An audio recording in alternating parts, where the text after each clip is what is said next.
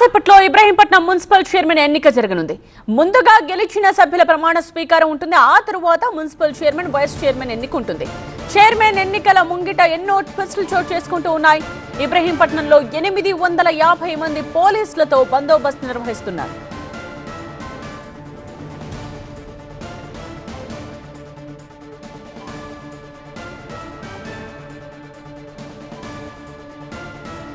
ఇబ్రహీంపట్నంలో situation గురించి complete details ని మా కరెస్పాండెంట్ శ్రవణ్ అందిస్తారు.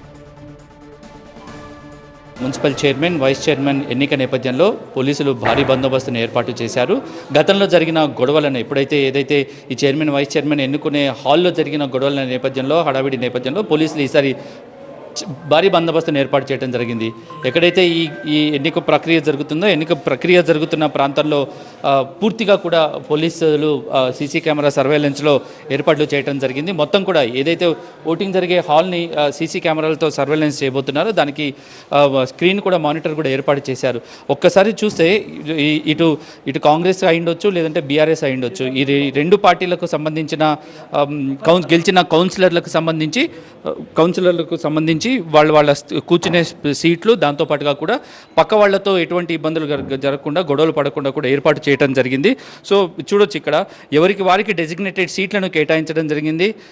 ఎమ్మెల్యే మల్రెడ్డి రంగారెడ్డి, దాంతోపాటుగా కూడా ఇందూరి శ్రీనివాస్ 13వ వార్డు, ఏ వార్డు కావాడు గెలిచిన అభ్యర్థుల పేర్లు ఎవరికి డిజిగ్నేషన్ చేసిన పేర్లలో వాళ్ళని మాత్రమే కూర్చోవాలని చెప్పడం జరిగింది.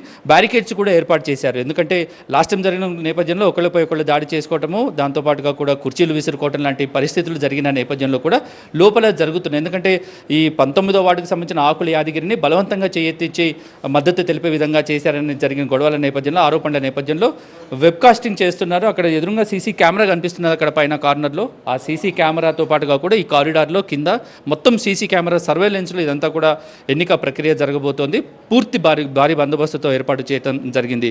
ఇక్కడ ప్రొసీడింగ్ ఆఫీసర్గా సిహెచ్ కృష్ణారెడ్డిని ఏర్పాటు చేయగా, ఇక ఈ మొత్తం ఎలక్షన్ ప్రాసెస్కి అబ్జర్వర్గా నారాయణ అమిత్ మాలెంపాటి ఐఏఎస్ ఆఫీసర్ని కూడా వీళ్ళు ఒక అబ్జర్వర్గా ఏర్పాటు చేయడం జరిగింది. ఇక్కడ ప్రభుత్వము ఏదేమైనప్పటికీ కూడా గతంలో జరిగిన గొడవలు, వివాదాల నేపథ్యంలో ఎక్కడ ఏ రకమైన చిన్న పొరపాటు జరగకుండా పూర్తి బందోబస్తు, ఎవరికి వారు తమ డిజిగ్నేటెడ్ స్టేట్లలో కూర్చోవాలి, పక్క వాళ్లతో ఎటువంటి వివాదాలు జరగకుండా కూడా బ్యారికేడ్స్ పెట్టి మరి చాలా పకడ్బందీగా ఈ ఏర్పాట్లను అయితే చేయడం జరిగింది. మొత్తం ఈ ఎపిసోడ్ అంతా కూడా వెబ్ కాస్టింగ్ చేయబోతున్నారు. దాంతోపాటుగా కూడా ప్రత్యేకంగా వీడియో రూపంలో కూడా రికార్డ్ చేయబోతున్నారు. విత్ కెమెరా పర్సన్ పి వెంకట్తో, 7 TV 9 హైదరాబాద్.